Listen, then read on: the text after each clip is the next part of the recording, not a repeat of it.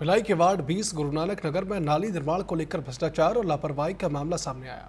यहाँ MIC member Rita Singh गेरा के मकान के सामने पुरानी नाली पर अतिक्रमण कर बगीचा बना दिया गया था, लेकिन उसे हटाने के बजाय रोड तोड़कर 38 लाख की लागत से नई नाली बना दी गई। कागजों में नाली 1500 मीटर दिखाई गई है, जबकि हकीकत में केवल 50 से 60 फीट लंबी है। आयुक्त राजीव पांडे ने कार्रवाई की बात कही है, तो ये नेता प्रतिपक्ष भोजराज सिन्हा ने निगम प्रशासन पर पक्षपात के आरोप लगाए हैं।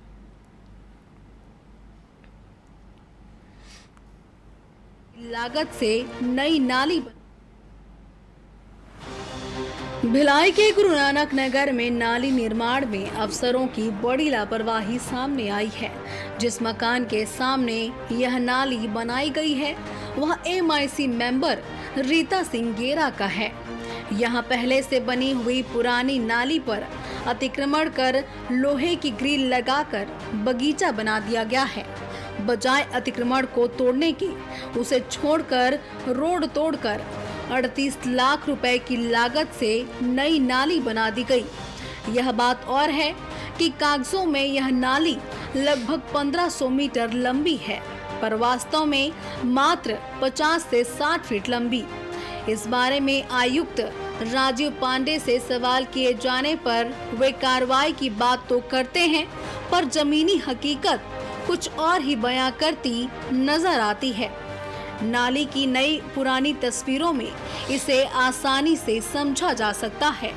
दीपावली और छठ पर्व के कारण काफी श्रमिक वर्ग कार्य पर नहीं आ रहे थे, इस कारण से कार्य कुछ रुका हुआ है। और साथ ही जो आयुक्त द्वारा रिपोर्ट किया गया है कि कुछ लोगों द्वारा अतिक्रमण भी किया गया है। मेरे द्वारा जो आयुक्त और संबंधित कार्यपालन अभियंता को स्पष्ट निर्देश किया गया है कि कोई भी अतिक्रमण अगर कर रखे हैं तो कड़ी कार्रवाई किया जाए, अतिक्रमण हटाया जाए, गुणवत्तापूर्ण निर्माण सुनिश्चित किया जाए। अब इसे शहर सरकार का दबदबा कहें या एमआईसी मेंबर की दादागिरी, अतिक्रमण पर कार्रवाई का बुलडोजर तो चला नहीं, उल्टे संरक्षण दिए जाना दिखाई दे रहा है। नेता प्रतिपक्ष भोजराम सिन्हा ने तो महापौर नीरज पाल को आड़े हाथों लेते हुए कारोबारियों पर रहम और गरीबों पर करम किया जाना कहा।